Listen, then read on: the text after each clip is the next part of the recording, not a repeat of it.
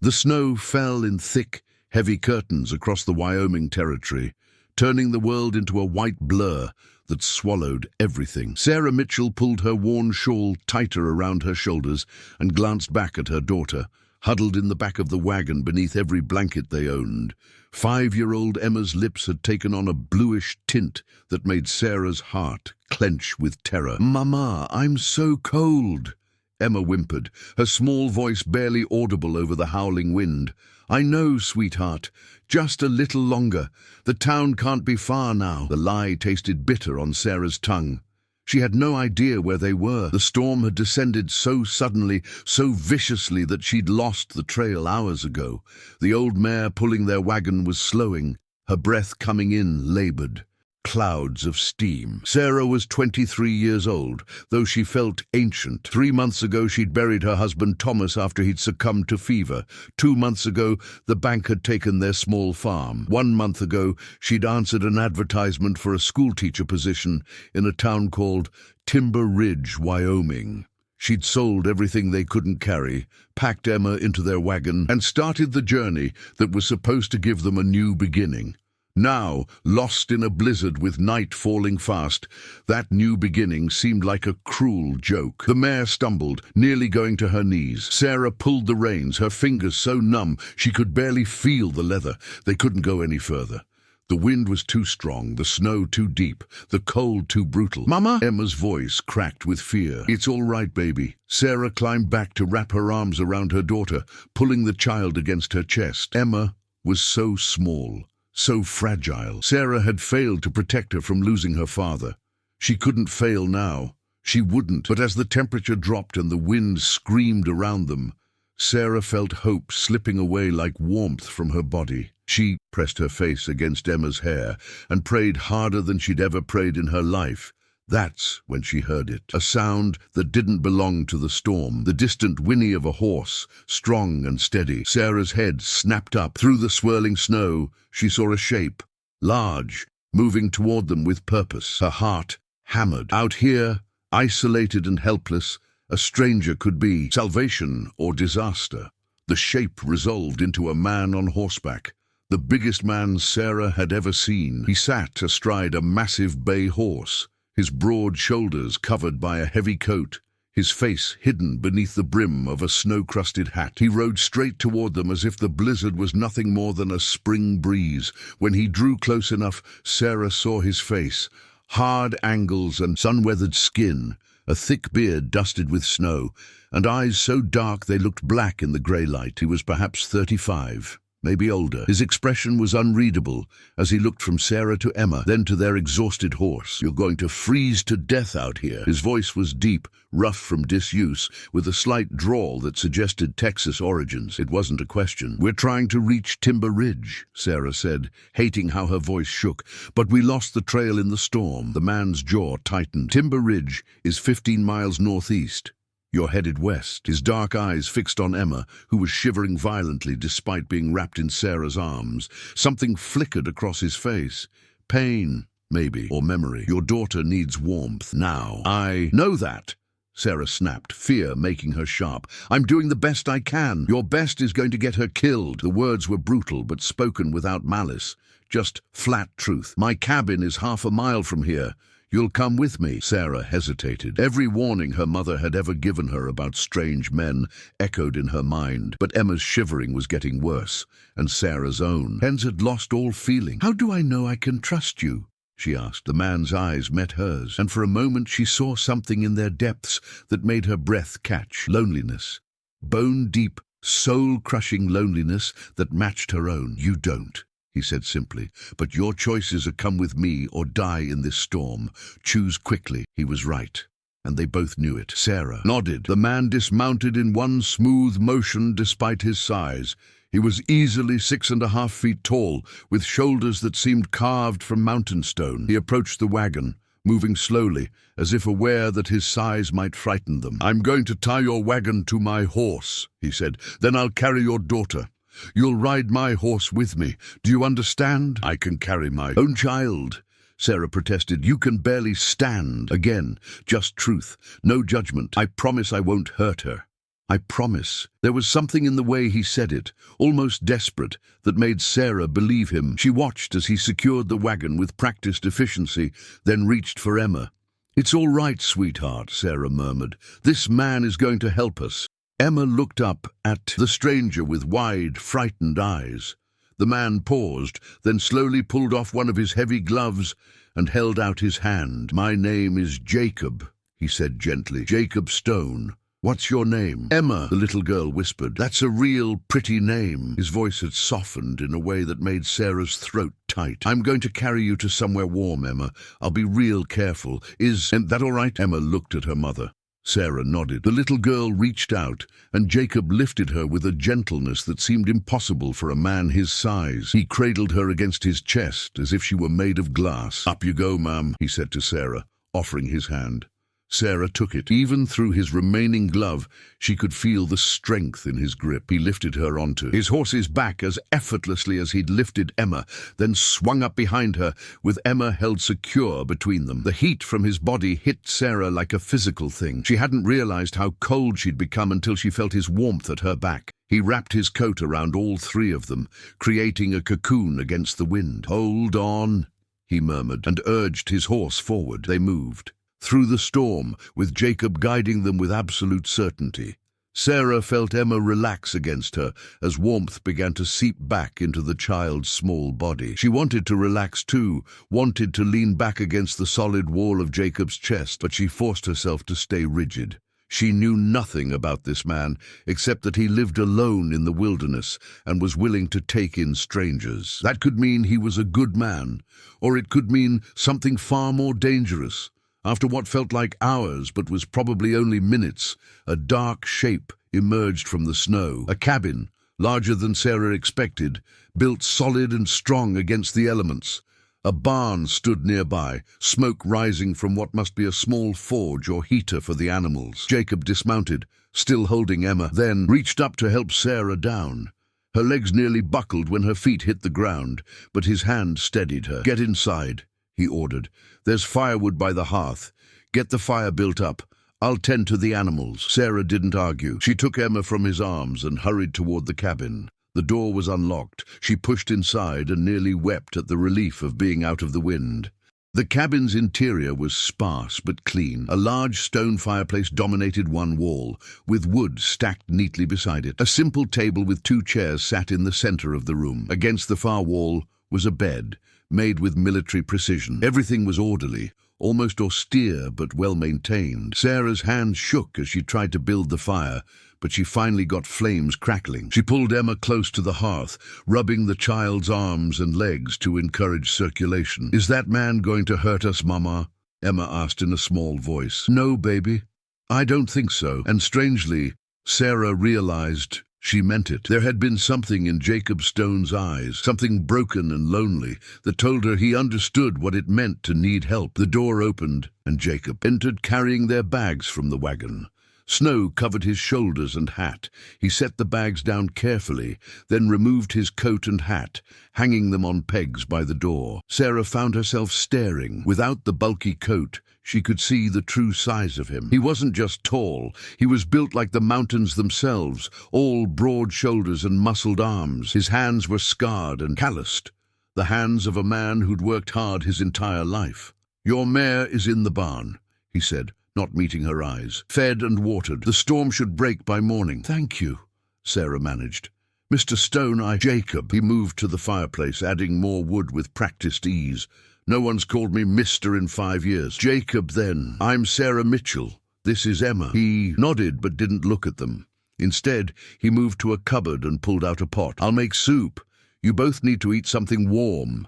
Sarah watched as he worked, moving around the small kitchen area with surprising grace for such a large man. He prepared vegetables with the same careful precision he'd used securing her wagon, his movements efficient but not rushed. Emma had stopped, shivering, and was watching Jacob with curious eyes. "Are you a giant?" she asked suddenly. Sarah gasped. "Emma, that's rude." But Jacob's lips twitched, almost a smile. "Some folks have said so. Does it scare you?" Emma considered this seriously. "A little. But Mama says we shouldn't judge people by how they look on the outside. Your mama's a smart woman." Jacob glanced at Sarah, and for just a moment, Their eyes met. Something passed between them, quick as lightning and twice as electric. Sarah looked away, her cheeks warming. The soup was simple, but delicious. Sarah couldn't remember the last time she'd eaten something she hadn't had to cook herself. Jacob ate, standing up, leaning against the far wall, keeping distance between himself and them. "Where were you headed?" he asked quietly. "Before you got lost. Timber Ridge. I've accepted a position as the school teacher there." Something flickered in his eyes. "Timber Ridge doesn't have a school." Sarah's stomach dropped. "What?" "But the advertisement said there's no school, no teacher position." Jacob's voice was gentle, but the words hit like blows. "I'm sorry." Sarah felt the last of her hope crumble. She'd spent their last money on supplies for the journey. She'd promised Emma a new start, a real home. And it had all been a lie, some cruel trick or terrible mistake. "Mama?" Emma's voice was frightened. "What does that mean?" Sarah couldn't answer. She pressed her hand to her mouth, fighting back tears. She would not cry in front of this stranger. She would not. "I could use a housekeeper." The words were so unexpected that Sarah's head snapped up. Jacob was staring into his soup as if it held all the answers in the world. "What?" she whispered. "A housekeeper," he repeated, still not looking at her. "Someone to cook, clean, mend. I can't pay much, but there'd be room and board for both of you." "You don't even know us," Sarah said. "You don't know me either, but you came anyway." Finally, he looked at her, and Sarah saw something raw in his expression. "I've been alone a long time, Mrs. Mitchell. Too long. This cabin gets real quiet. And I could use the help." It was a lifeline, and they both knew it. But Sarah had to ask, "Why? Why would you help us?" Jacob was quiet for a long moment. When he spoke, his voice was rough with old pain. "I had a family once, a wife, a daughter about Emma's age. They died 5 years ago. Fever took them both in the same week." His jaw clenched. "I couldn't save them. But maybe I can help you." Sarah's heart broke for him. She understood loss, understood the guilt that came with surviving when others didn't. She saw it in the set of his shoulders, the careful way he kept his distance, as if he didn't trust himself to get too close to anyone ever again. "I'm a hard worker," she said quietly, "and I'm a good cook. Emma's well-behaved and won't get in your way. She can get in my way all she wants." Jacob's voice was gruff. "A cabin should have a child's laughter in it." Emma yawned hugely, and Sarah realized how exhausted her daughter must be. Jacob noticed too. "You and the little one take the bed," he said, moving toward it. "I'll sleep by the fire." "We can't take your bed," Sarah protested. "You can, and you will." There was no arguing with the tone. "I've slept on worse than a wood floor." He pulled blankets from a chest and made himself a pallet near the hearth with the same efficiency he did everything else. Sarah helped Emma change into a nightgown, grateful for the warmth of the cabin after the bitter cold outside. As she tucked Emma into the bed, the little girl whispered, "I like him, Mama. He's nice." "Yes," Sarah murmured, surprised to find it was true. "He is." She changed into her own nightdress behind a blanket Jacob had rigged for privacy, then climbed into the bed beside Emma. The mattress was firm but comfortable, and the blanket smelled like pine and wood smoke. Masculine scents. Safe scents. Sarah lay in the darkness, listening to the storm rage outside and the crackling of the fire. She could hear Jacob's breathing, slow and steady. She wondered if he was asleep or if he was lying awake, thinking about the wife and daughter he'd lost. "Mrs. Mitchell," his voice was soft in the darkness. "Yes? You made the right choice. Coming here, I won't give you reason to regret it." Sarah's throat tightened. "Thank you, Jacob, for everything." She heard him shift, the rustle of blankets, then silence, broken only by the wind and the fire. Sarah closed her eyes and, for the first time in months, felt something that might have been hope. The next morning dawned clear and brilliantly cold. Sarah woke to find Emma still sleeping, peacefully beside her, and the smell of coffee filling the cabin. She sat up to see Jacob at the stove, cooking breakfast. He glanced over his shoulder when he heard her move. "Morning, coffee's ready if you want some." Sarah wrapped a shawl around her shoulders and padded over to the table. Jacob poured her a cup of coffee without asking, and she wrapped her hands around it gratefully. He moved back to the stove, giving her space. "The storm's past," he said. "Trail should be clear enough to take you to Timber Ridge if you still want to go." Sarah looked around the cabin. It was clean but impersonal, as if Jacob lived here but didn't really inhabit the space. There were no personal touches, no photographs or mementos, just the bare necessities for survival. "And if we stayed?" she asked quietly. Jacob's shoulders tensed. He was quiet for a moment, then turned to face her. In the morning light she could see his features more clearly. He had a strong face, handsome in a rough-hewn way, with lines around his eyes that spoke of years spent squinting into the sun. His beard was neatly trimmed, his dark hair touched with grey at the temples. "If you stayed, I'd give you my word that you and your daughter would be safe, protected. I'd provide for you both, and I'd expect honest work in return, nothing more." His dark eyes met hers. "I know what folks might think. A widow and her child living alone with a bachelor. But I give you my word as a man that I would never dishonor you or your daughter." Sarah believed him. She didn't know why, but she did. Maybe it was the way he'd cradled Emma so gently in the storm. Maybe it was the pain she heard in his voice when he spoke of his lost family. Or maybe it was simply that she had no other options. And sometimes faith was all you had left. "We'll stay," she said, "for now at least, until I can find something else." Something that might have been relief crossed Jacob's face. "Good, that's good." Emma woke up. Then, and the morning dissolved into the business of breakfast and getting dressed. Sarah marveled at how patient Jacob was with Emma's endless questions. He explained his morning routine, showed her where he kept the chickens, let her feed the horses. Sarah watched them through the cabin window, this giant of a man crouching down to Emma's level to show her how to hold the feed bucket. Emma giggled at something he said, and Jacob's face transformed. For just a moment the harsh lines softened, and Sarah caught a glimpse of the man he must have been before grief had carved him hollow. The days fell into a rhythm. Sarah woke early to make breakfast, while Jacob tended to the animals. She cleaned the cabin, which barely needed it since Jacob kept everything so neat. She mended his clothes, which were worn but well cared for.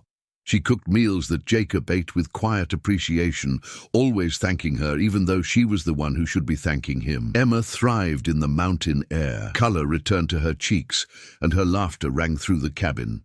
Jacob watched her with a hunger in his eyes that he tried to hide, but Sarah saw it, the longing for what he'd lost, the fear of letting himself care again. At night, after Emma was asleep, Sarah and Jacob would sit by the fire. At first they didn't talk much, but slowly, bit by bit, they began to share pieces of themselves. Sarah told him about Thomas, about the farm they'd lost, about her fear of failing Emma. Jacob told her about his ranch in Texas, about the wife who'd loved him despite his rough ways, about holding his daughter as she burned with fever and being powerless to save her. "I couldn't stay there after," he said one night, staring into the flames. "Everything reminded me of them, so I came here, to the mountains. Thought maybe if I was alone enough it would stop hurting." "Does it?" Sarah asked softly. "Stop hurting?" "No." His voice was raw.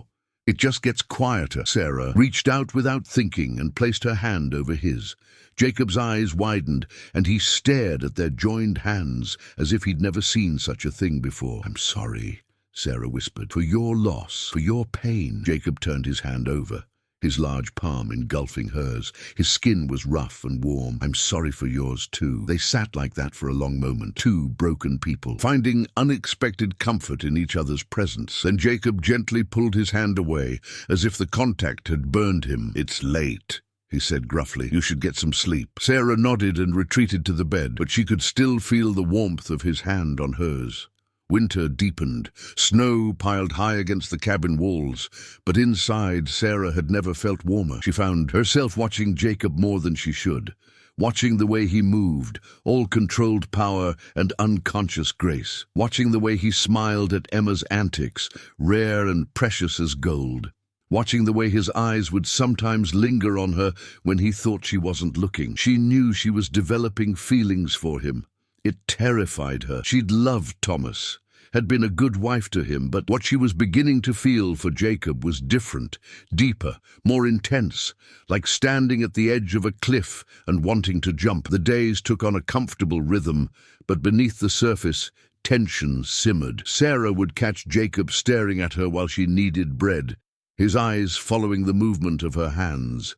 He would look away quickly when she noticed, a faint color rising beneath his beard. One afternoon, while Emma was napping, Sarah was mending one of Jacob's shirts.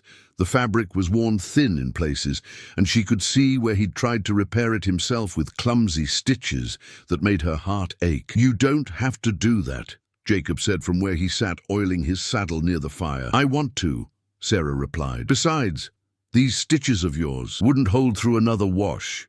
He gave a rueful chuckle. Never was much good with a needle. My first wife used to tease me about it, said my stitches looked like a drunk spider had walked across the fabric. Sarah smiled at the image, then looked up to find Jacob watching her with an expression that made her breath catch.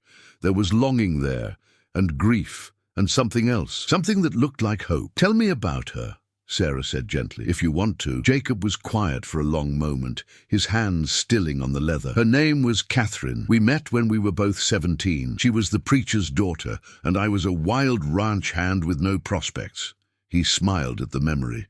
Her father hated me, said I'd never amount to anything. But you married her anyway. 3 years later, when I'd saved enough to buy my own land. Proved him wrong, I suppose. Jacob's smile faded. She was good, kind, patient with my rough ways. When our daughter was born, Catherine said it was the happiest day of her life. What was your daughter's name? Sarah asked softly.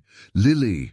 She had her mama's blonde hair and her laugh. God, that laugh. Jacob's voice roughened. She was 4 when the fever came. Catherine got sick first, but she made me promise to take care of Lily. I sat up with her for 2 days straight, trying to get her fever to break. When she finally fell asleep, I thought she was getting better. He stopped, his jaw clenching. Sarah set down her sewing and moved to sit beside him. But she wasn't, Jacob continued, his voice barely above a whisper.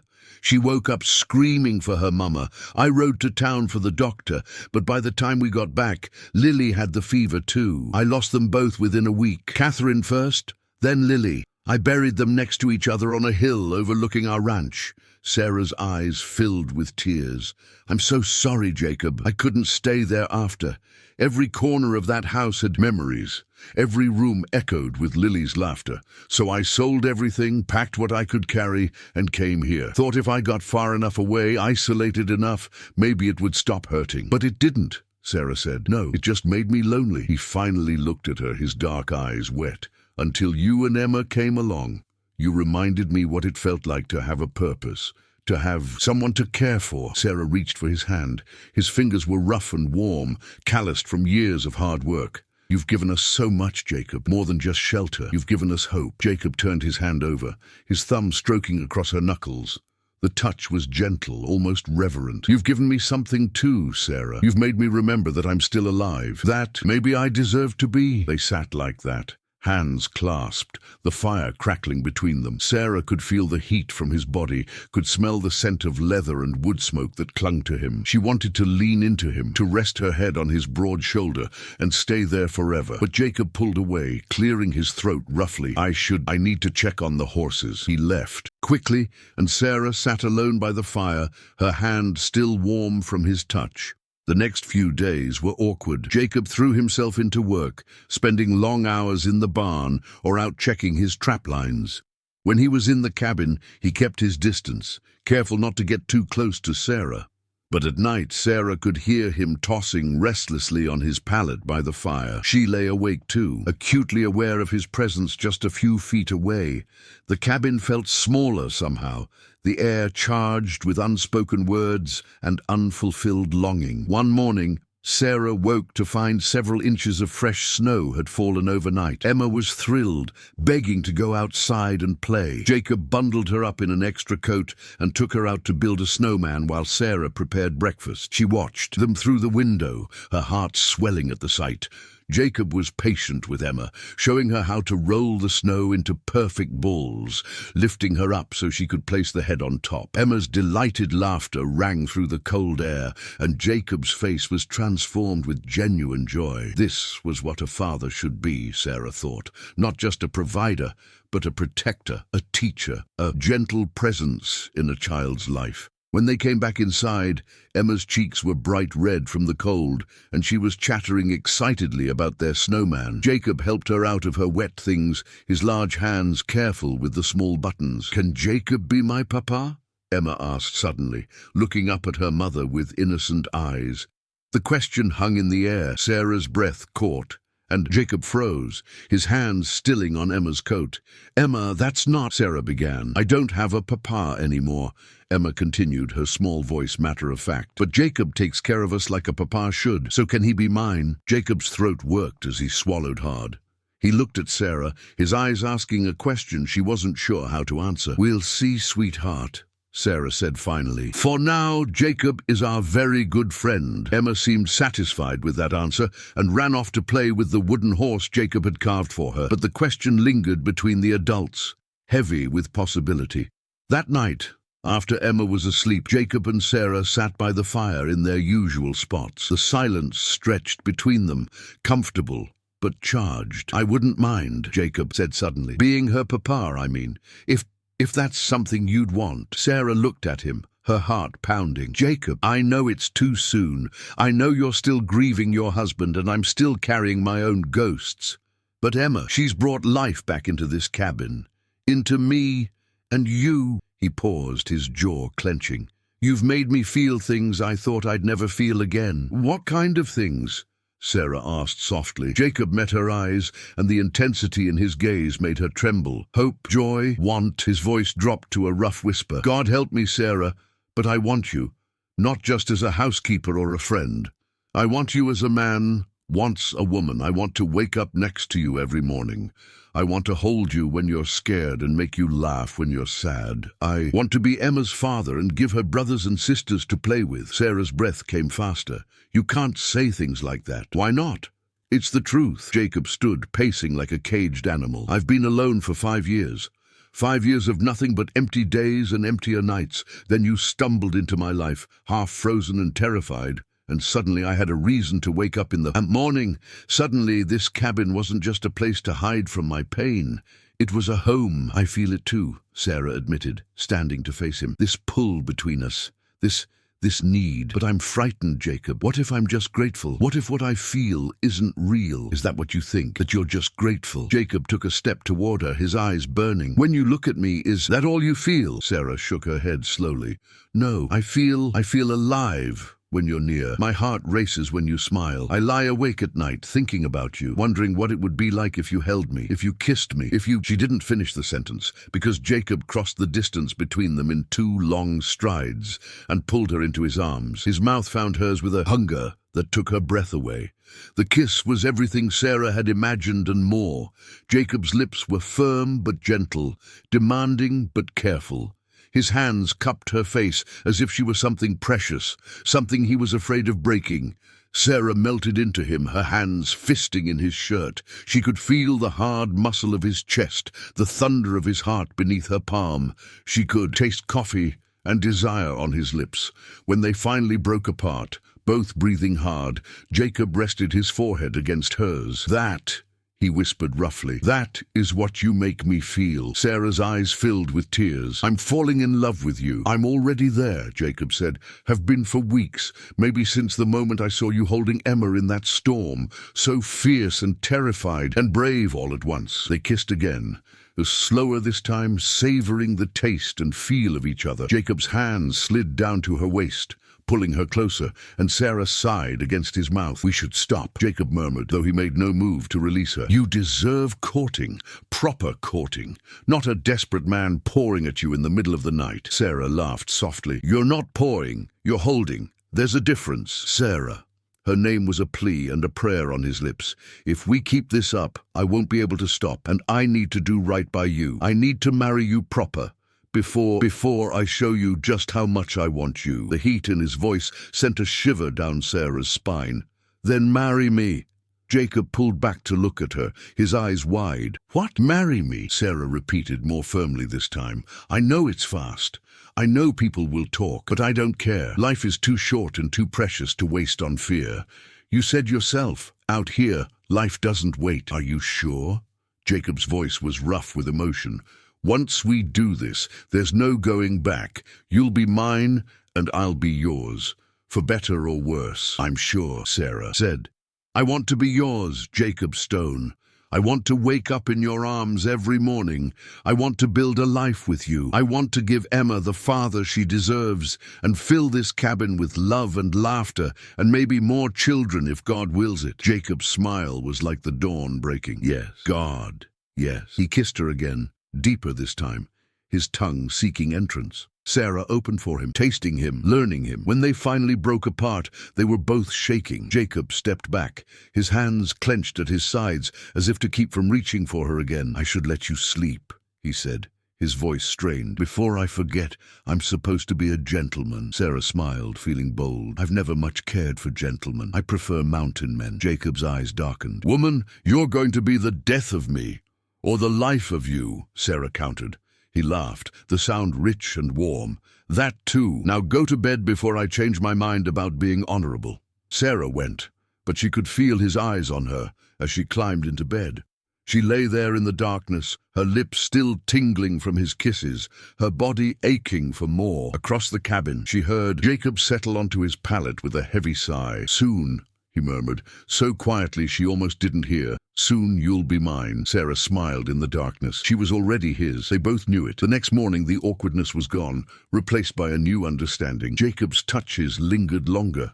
Sarah's smiles were warmer. Emma noticed the change and seemed delighted by it, chattering happily about how happy everyone seemed. Over the next few weeks, they planned their future.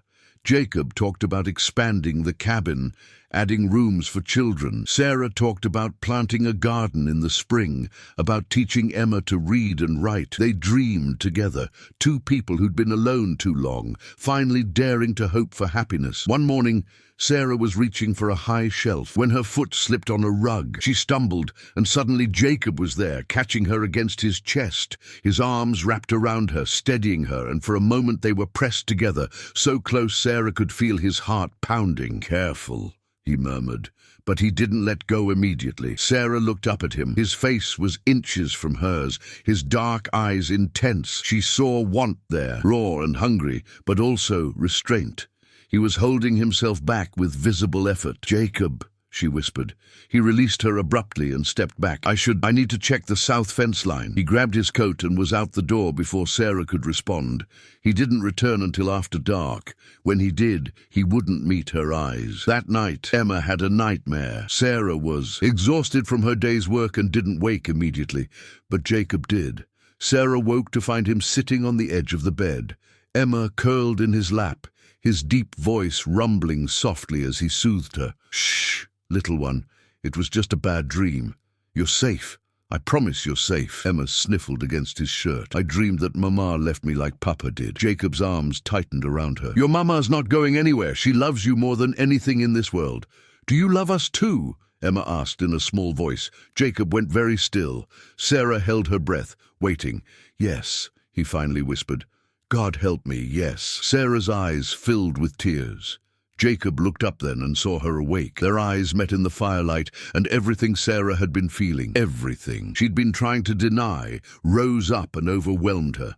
She loved him, this gentle giant of a man who'd saved them from the storm and given them more than just shelter, who made Emma laugh and had brought warmth back into Sarah's frozen heart. Jacob carefully settled Emma back into bed, then moved toward his pallet by the fire. But Sarah sat up. "Jacob, wait!" He stopped, but didn't turn around. His shoulders were tense, his hands clenched at his sides. "What?" Emma asked. Sarah said softly. "Did you mean it?" "I shouldn't have said it." His voice was strained. "You're in my care, under my protection. I had no right." "What if I want you to have the right?" Jacob turned slowly. In the dim light, his face was all sharp angles and shadows. "Sarah, you don't know what you're saying, don't I?" She stood, moving toward him. "I'm a grown woman, Jacob Stone. I know my own mind, and I know what I feel. You feel gratitude, that's all. I saved you from the storm, gave you a place to stay. It's natural to confuse that with something else." "Is that what you tell yourself?" Sarah challenged. "That what you feel for me is just what? Pity? Duty? It doesn't matter. What I feel." Jacob's voice was rough. "You deserve better than a broken man hiding in the mountains. And you deserve better than a life spent punishing yourself for something that wasn't your fault." Sarah closed the distance between them, placing her hand on his chest. She could feel his heart racing beneath her palm. "Your wife and daughter died, Jacob. It's terrible and unfair and cruel. But you didn't die with them. You're still here, still alive. Don't you think you deserve to live?" Jacob caught her hand, his grip almost desperate. "Sarah, I love you. she said simply. I think I started falling the moment you wrapped your coat around Emma and me in that storm. And I know it's too soon. I know we barely know each other. But I've learned that life is short and precious, and we don't get second chances very often. So I'm taking this one. I love you, Jacob Stone. I'm not an easy man, he said, but his thumb was stroking over her knuckles in a caress he seemed unaware of. I'm rough. And I've been alone too long. I don't know if I remember how to be with someone. Then we'll figure it out together. Sarah reached up with her free hand to cup his bearded cheek. I'm not asking for perfection.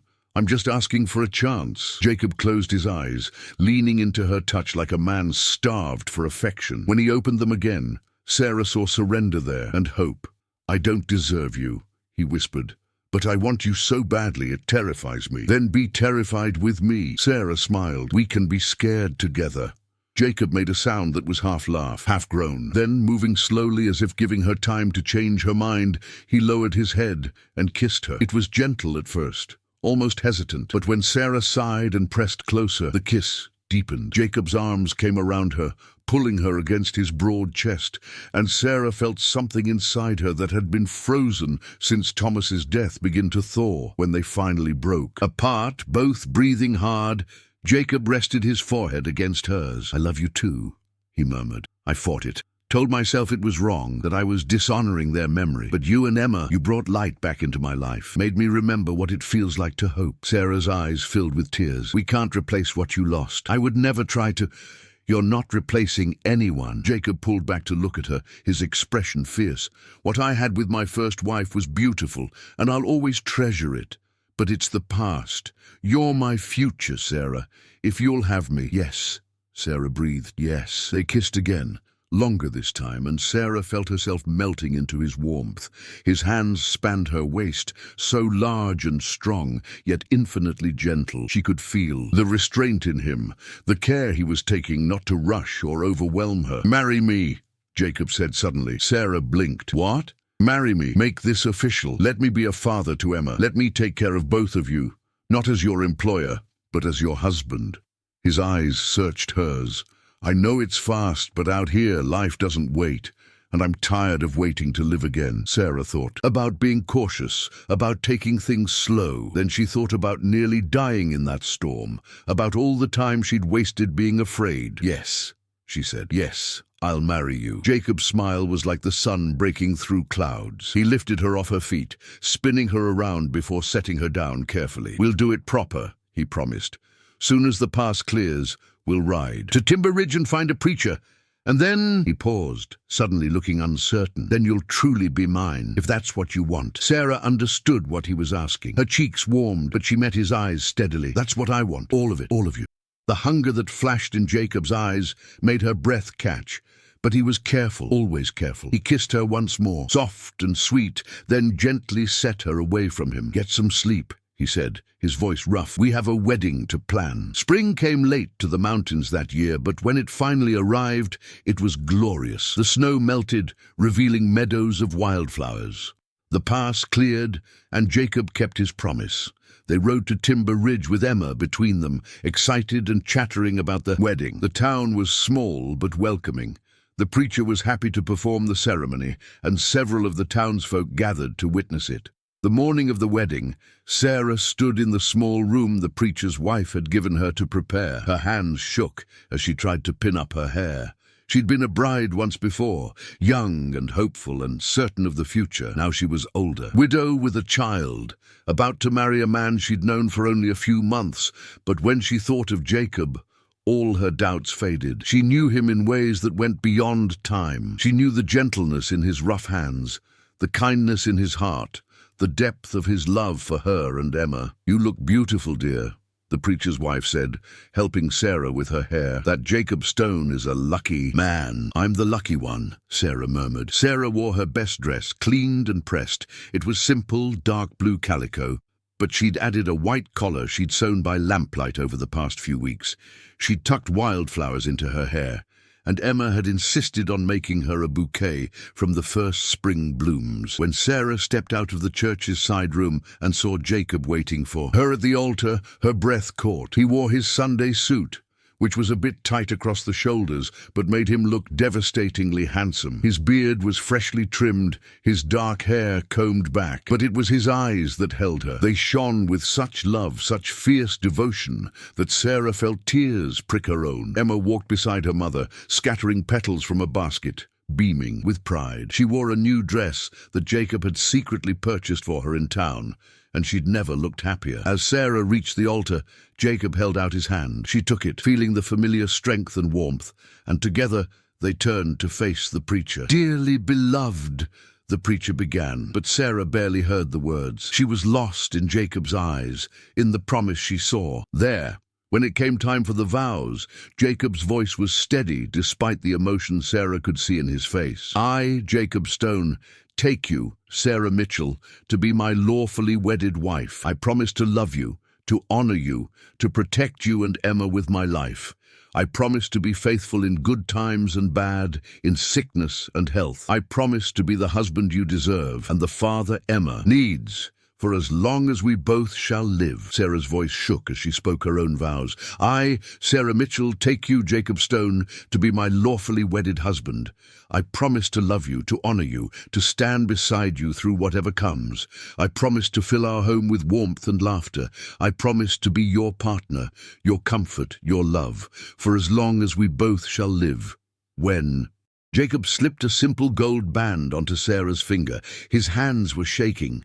The ring had belonged to his mother, he'd told her the night before, the only thing of value he'd kept from his old life. Sarah was honored to wear it. When Sarah did the same for him, slipping a band onto his finger that she'd traded her mother's locket for, her eyes were bright with tears.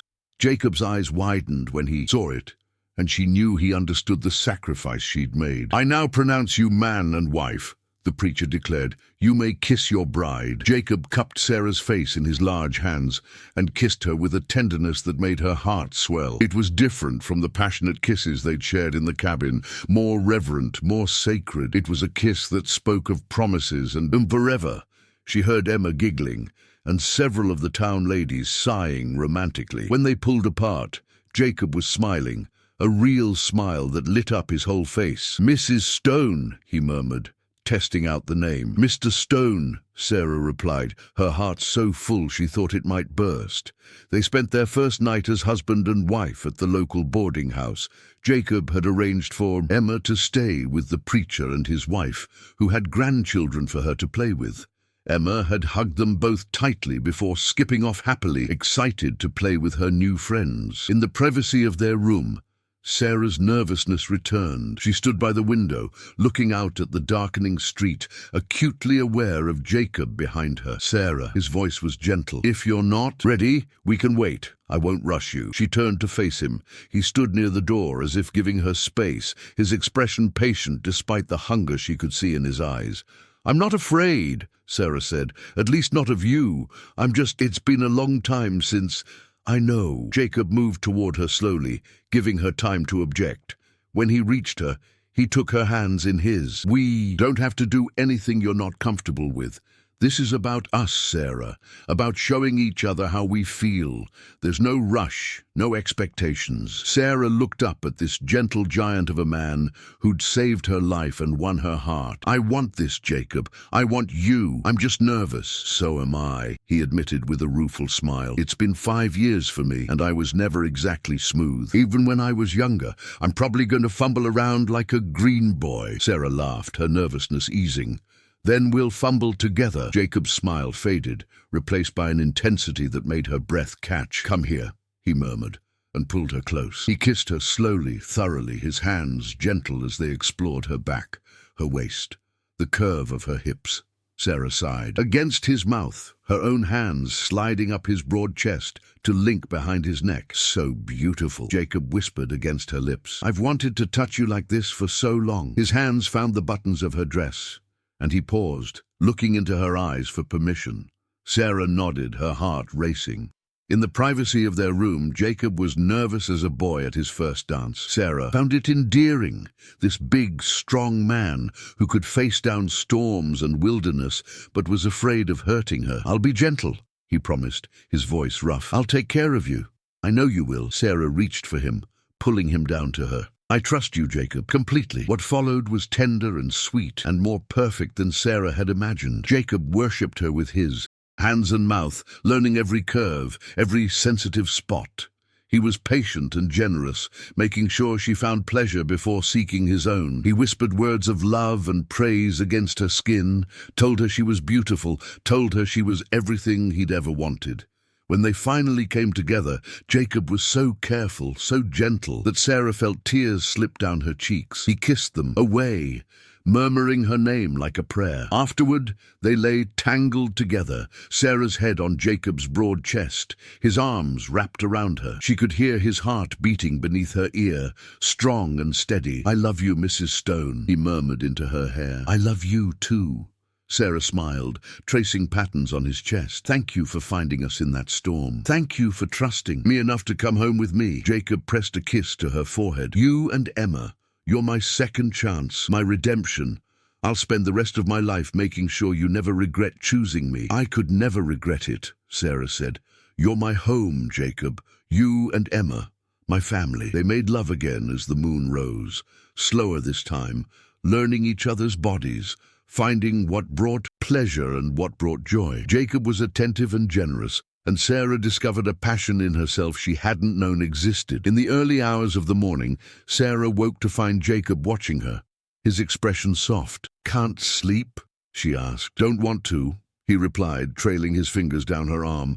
"Don't want to miss a moment of this, of you in my bed, in my arms, wearing my ring." Sarah felt heat rise in her cheeks, but she didn't look away. "We have the rest of our lives for this." "I know, but after 5 years of nothing, I'm greedy for it. For you." He pulled her close, kissing her deeply. "My wife, my Sarah." They returned to the cabin the next day, but it felt different now. It was no longer Jacob's solitary refuge.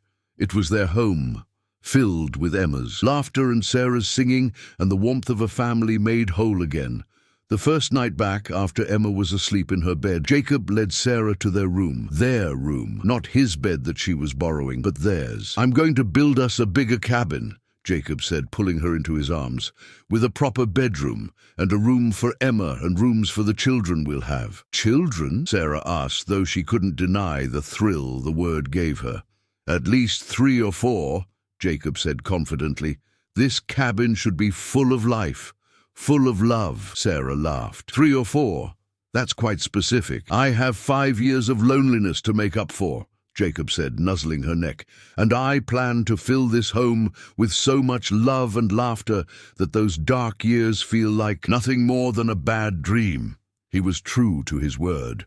Over the following weeks, Jacob began work on expanding the cabin. He built an addition onto the back, creating a separate room for Emma and a larger bedroom for him and Sarah. He worked tirelessly, often late into the night, determined to give his new family the home they deserved. Sarah watched him work, marveling at his strength and dedication. He would catch her watching and smile, that rare, beautiful smile that transformed his face. Sometimes he'd pull her close and kiss her, right there in the sawdust and wood shavings, until they were both breathless. The nights were theirs. After Emma was asleep, Jacob and Sarah would retreat to their room, where he showed her again and again how much he loved her.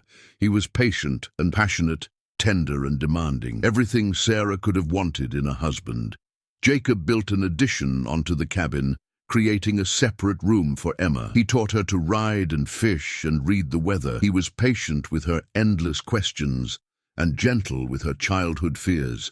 He was the father she'd lost, and more. One evening, Sarah found Emma and Jacob sitting by the fireplace, Emma curled up in his lap, as he read to her from a worn book of fairy tales. His deep voice rumbled through the story of a princess and a dragon, and Emma listened with rapt attention. When the story ended, Emma looked up at Jacob with serious eyes. "Jacob, can I call you Papa now, since you and Mama are married?" Jacob's eyes grew bright with unshed tears. He looked at Sarah, who nodded through her own tears, then back at Emma. "I would be honored," he said, his voice thick with emotion. "I'd be so honored, little one." Emma threw her arms around his neck. "I love you, Papa. I love you too, sweetheart, so much." Jacob held her tight, his eyes closed, and Sarah saw a tear slip down his cheek. Sarah watched them together and felt her heart fill to bursting. She'd gained so much more than a husband. She'd gained a partner, a protector, a man who loved her daughter as his own. That summer, Sarah discovered she was pregnant. She'd suspected for a few weeks, but she waited to be certain before telling Jacob. One evening, after Emma was asleep, she found him in the barn, tending to the horses. "Jacob?" Her voice was soft in the quiet of the barn. He turned, his face lighting up when he saw her. "Sarah, what are you doing out here? It's late. I needed to talk to you." Sarah moved closer, her heart pounding. "I have something to tell you." Jacob's expression shifted to concern. He set down the brush he'd been using and gave her his full attention. "What is it? Are you all right?" "I'm fine, better than fine, actually." Sarah took his hand and placed it on her stomach. "We're going to have a baby." For a moment, Jacob just stared at her, his hand warm and heavy on her belly. Then his eyes filled with tears, and he dropped to his knees in front of her. "A baby," he whispered, his voice breaking. "Our baby." Sarah ran her fingers through his hair as he pressed his forehead against her stomach, his shoulders shaking with silent sobs. She understood. This was healing for him. A chance to be a father again, to have the family he'd lost. "Are you happy?" Sarah asked, though she could see the answer in the tears streaming down his face. "Happy doesn't even begin to cover it." Jacob looked up at her, his face wet. "You've given me everything, Sarah. A wife, a daughter, and now a child of our own." He stood and pulled her into his arms, holding her so tight she could barely breathe. "I love you so much it scares me." "Don't be scared," Sarah murmured. "Be happy. We're going to be a family."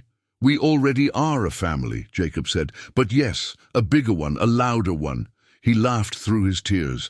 "God, Sarah, a baby." Over the following months, Jacob was almost unbearably protective. He wouldn't let Sarah lift anything heavy, insisted she rest more, worried constantly about her health. It was endearing, if occasionally frustrating. "I'm pregnant, not fragile," Sarah protested one day when he insisted on carrying in the laundry she'd been bringing from the line. "You're carrying our child," Jacob countered. "That makes you precious. I won't risk anything happening to you or the baby." Sarah could see the fear beneath his protectiveness.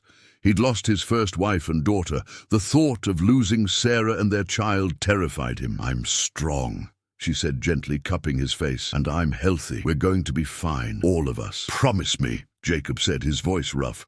"Promise me you'll be careful, that you'll tell me if anything feels wrong." "I promise." As Sarah's belly grew, Jacob's wonder grew. With it, he would place his hand on her stomach at night, feeling the baby move, his eyes wide with amazement. "He's strong," Jacob would say. "Feel that kick?" "Or she," Sarah reminded him with a smile. "It could be a girl. Boy or girl, I don't care. As long as they're healthy, as long as you're both safe." Emma was thrilled about becoming a big sister. She would talk to Sarah's belly, telling the baby stories and singing songs. Jacob built her a small rocking chair so she could help care for the new baby when it arrived. Winter came again, and Sarah's belly was round and full. She moved more slowly now, tiring easily, but Jacob was always there to help. He would rub her aching back, bring her tea, read to her when she couldn't sleep. One night, as they lay in bed, the baby kicking vigorously between them, Jacob said, "If it's a boy, can we name him Thomas Jacob, after your first husband and me?" Sarah's eyes filled with tears. "You'd want that, to honor Thomas?" "He was Emma's father," Jacob said simply. "He was part of making you who you are. That deserves to be remembered and honored." Sarah kissed him, pouring all her love into it. "Yes, Thomas Jacob. If it's a boy, and if it's a girl. What about Lily Catherine, after my first daughter and my first wife?" Jacob's voice was tentative, as if afraid she'd say no. "I think that's perfect," Sarah whispered. "Honoring those we've loved and lost, while celebrating what we've found," Jacob added, his hand gentle on her belly. The baby came in early spring, born during a thunderstorm that shook the cabin walls. The midwife from Timber Ridge had come to stay with them as Sarah's time drew near, and it was good she did. The labor was long and difficult. Jacob paced the main room like a caged wolf, pale and terrified. He could hear Sarah's cries of pain from the bedroom, and each one was like a knife to his heart. "Please," he prayed aloud, "please let them both be all right. I can't lose her. I can't lose another wife, another child." Emma sat in the corner, frightened by the sounds and her father's fear. Jacob finally went to her, pulling her into his arms. "Is Mama going to die like my first papa did?" Emma asked, her voice small. "No," Jacob said fiercely. No, she's going to be fine. They're both going to be fine.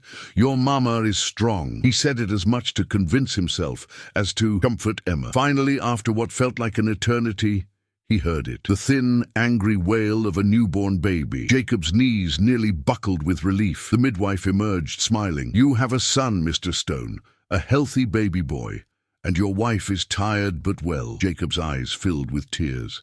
Can I see them? Of course, come on in. Jacob entered the bedroom to find Sarah propped up against the pillows, exhausted but radiant. In her arms was a tiny bundle, and when Jacob approached, she pulled back the blanket to show him their son. The baby was perfect, small and red-faced, with a shock of dark hair and his father's strong features. He was crying lustily, his tiny fists waving. Thomas Jacob, Sarah said softly, say hello to your papa. Jacob reached out with trembling hands to take his son. The baby was so small, so fragile.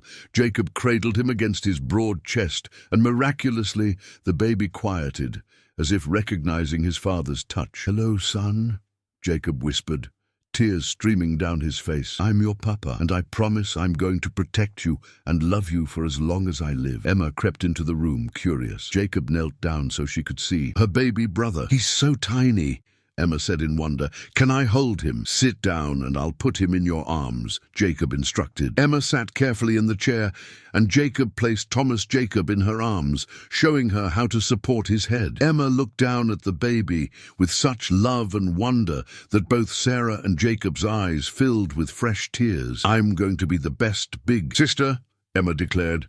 I'm going to teach him everything. I know you will, sweetheart, Sarah said. Their son was born the following spring, healthy and strong with his father's dark eyes. They named him Thomas Jacob, honoring both the husband Sarah had lost and the man who'd become her salvation. Emma adored her baby brother, and Jacob was a devoted father. Sarah would often find him in the rocking chair late at night, holding the baby and whispering to him about all the things they'd do together when he was older. I'm going to teach you to ride, Jacob would murmur to the sleeping infant, and to track deer through the snow, and to be gentle with things smaller and weaker than you. I'm going to teach you to be a good man, Thomas.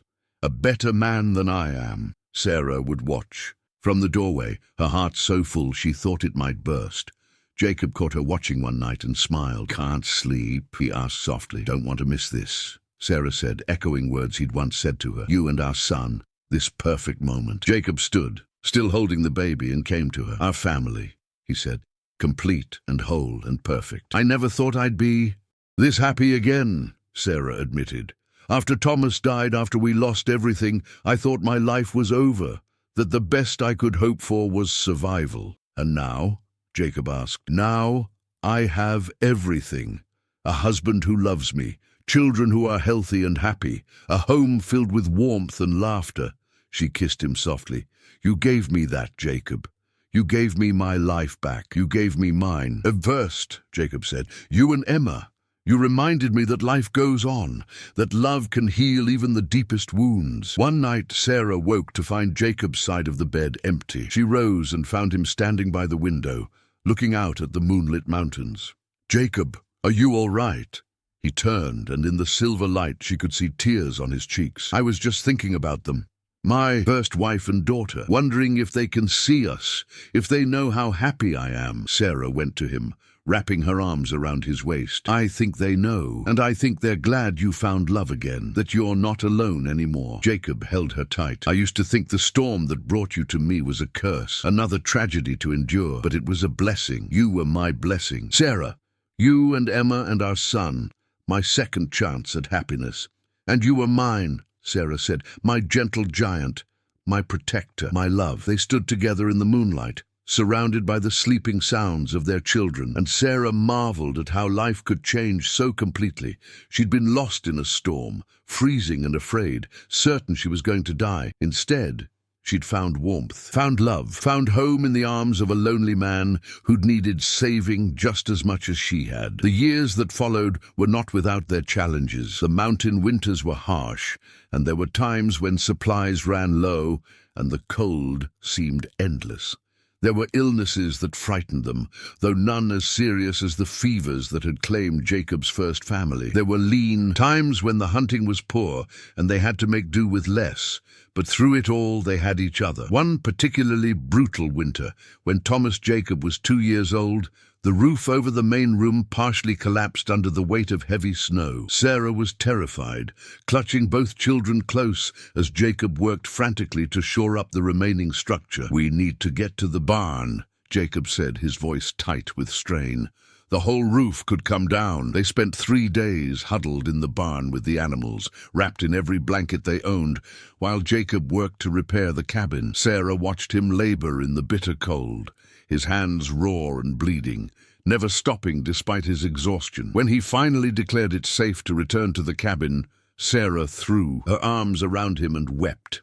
"I thought we were going to lose everything," she said against his chest. "Never," Jacob said fiercely. "I will always protect you, always provide for you, no matter what it takes." That night, as they lay in their repaired home, Sarah said, "I want another baby." Jacob looked at her in surprise. "Another one? Are you sure? Thomas Jacob is only 2. "I'm sure. This cabin should be full of children, full of life, and I want to give you the family you deserve." Jacob's eyes grew bright. "You've already given me more than I deserve." "Then let me give you more anyway," Sarah said, pulling him close. Their daughter was born the following autumn, smaller than Thomas Jacob had been, but just as healthy. They named her Lily Catherine, as they'd promised, and Jacob wept when he held her for the first time.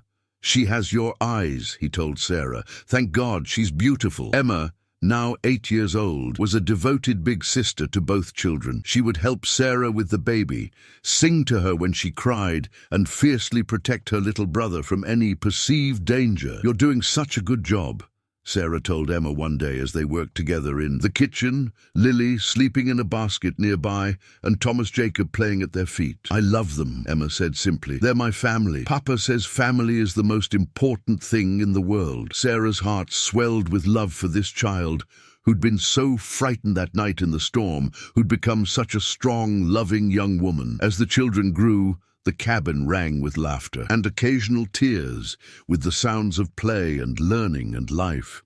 Jacob taught Thomas Jacob to ride when he was 4, patient as the boy fell off again and again, always there to pick him up and encourage him to try once more. He was gentler with Lily, showing her the wildflowers in the meadows, teaching her the names of the birds and animals. She adored her father, and he doted on her shamelessly. "You're going to spoil that girl," Sarah would tease. "That's a father's job," Jacob would reply, swinging Lily up onto his shoulders as she squealed with delight. Emma grew into a beautiful young woman, and when she turned 18, a young man from Timber Ridge began calling on her. His name was Daniel, and he was the son of the town's blacksmith. He was respectful and hard-working, and he looked at Emma the way Jacob looked at Sarah. Jacob was less than thrilled. "She's too young," he grumbled to Sarah one night after Daniel had left. "She's the same age I was when I married Thomas," Sarah pointed out, "and older than you were when you married Catherine. That's different." "How?" "Because she's my daughter," Jacob said, "and no man is good enough for her." Sarah laughed and kissed his cheek. "You can't keep her a little girl forever. She's growing up, and Daniel is a good man. He reminds me of you, actually." Jacob's expression softened slightly. "He does?" "Yes. He's hard-working and respectful. He looks at Emma like she hung the moon, and he asked your permission before he started courting her, which shows he respects you." Jacob sighed. I remember her as that tiny girl in the storm, so scared and cold. I carried her to this cabin and promised I'd keep her safe." "And you have," Sarah said gently. "You've given her a wonderful life, a loving home, and now you're giving her the freedom to find her own happiness. That's what good fathers do." When Daniel asked for Emma's hand in marriage, Jacob made him work for it. He asked him about his prospects, his plans for the future, his intentions toward Emma. Daniel answered every question honestly and directly, never wavering. Finally, Jacob extended his hand. "You have my blessing, but know this, if you ever hurt her, if you ever make her cry, you'll answer to me." "I would expect nothing less, sir," Daniel said, shaking Jacob's hand. "I love her.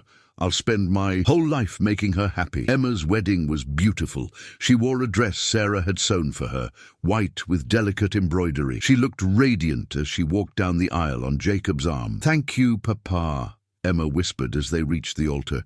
"For everything, for saving us, for loving us, for being the father I needed." Jacob's eyes filled with tears. "Thank you for letting me be your father. It's been the greatest honor of my life." He placed Emma's hand in Daniel's, then returned to sit beside Sarah. She took his hand, squeezing it gently as tears rolled down his cheeks. "She'll always be your daughter," Sarah whispered. "Marriage doesn't change that." "I know," Jacob said. I'm going to miss her." But Emma and Daniel settled on a ranch just 5 miles from Jacob and Sarah's cabin, close enough to visit regularly. And when Emma gave birth to her first child a year later, Jacob became a grandfather. He held his grandson with the same gentleness he'd shown all his children, tears streaming down his face. "What are you going to name him?" he asked Emma. "Jacob Daniel," Emma said, "after the 2 best men I know." Sarah watched her husband hold his grandson and thought about how far they'd come, from that desperate night in the storm to this moment of joy and family. It had been a long journey, but every step had been worth it. Thomas Jacob grew into a strong young man who loved the mountains as much as his father did. He became an expert tracker and hunter, often bringing home game to help feed the family. He was quiet like Jacob, thoughtful and gentle despite his size.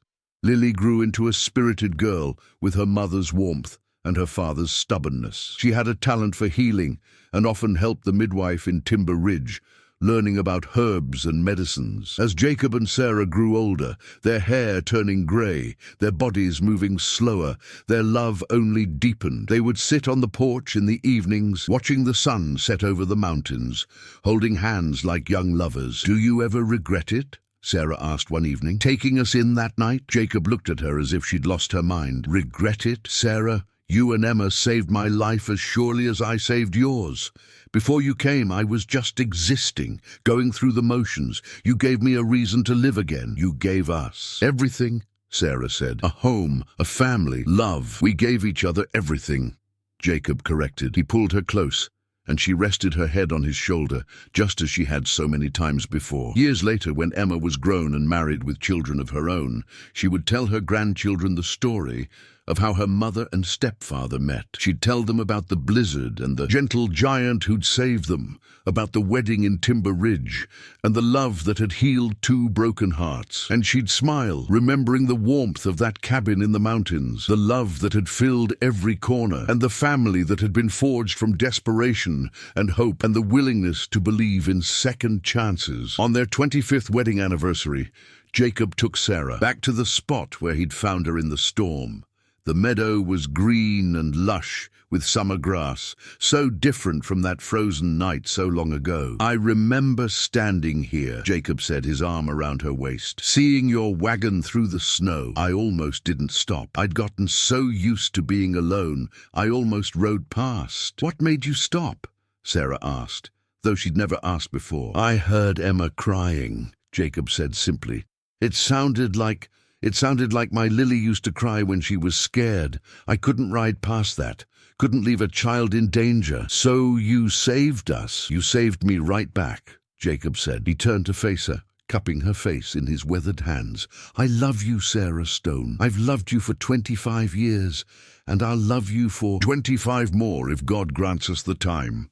"I love you too," Sarah said, tears streaming down her cheeks. "My gentle giant, my second chance, my everything." They kissed there in the meadow, 2 people who'd found each other in the darkest of storms and built a love that could weather any tempest. In the end, that's all any of them had needed. A second chance and the courage to take it. The cabin in the mountains stood for generations, a testament to the love between a widow who'd lost everything and the man who'd given her the world. And on cold winter nights, when the snow fell thick and heavy, you could almost hear the echo of a child's laughter and smell the coffee brewing and feel the warmth of a family that had found each other when they needed it most. Jacob and Sarah lived to see their grandchildren grow, to hold great-grandchildren in their arms. They lived to celebrate 50 years of marriage, surrounded by the family they'd built together. And when Jacob finally passed away, old and content in his sleep, with Sarah holding his hand, he went with a smile on his face because he'd lived to see his second chance blossom into a legacy of love that would last for generations. Sarah followed him 6 months later, unable to bear being without her mountain man for long. But she went peacefully, knowing that she'd lived a full life, that she'd been loved completely, and that somewhere Jacob was waiting for her. Their children buried them side by side on the hill, overlooking the cabin, with a single headstone that read, Jacob and Sarah Stone, 2 souls lost in a storm who found their way home. And every winter, when the snow fell heavy on the Wyoming mountains, the Stone family would gather at the old cabin and tell the story of how it all began, the story of a desperate mother and her daughter, freezing in a blizzard, the story of a lonely man who'd given up on happiness, the story of a single act of kindness that changed everything, the story of love found in the most unexpected place, in the darkest storm, in the coldest night, in the arms of a stranger who became family. That was the legacy of Jacob and Sarah Stone. Not just the land they'd worked or the children they'd raised, but the proof that even in the darkest storms, love could be found, hope could be rekindled, and broken hearts could heal. All it took was faith and the courage to come in out of the cold.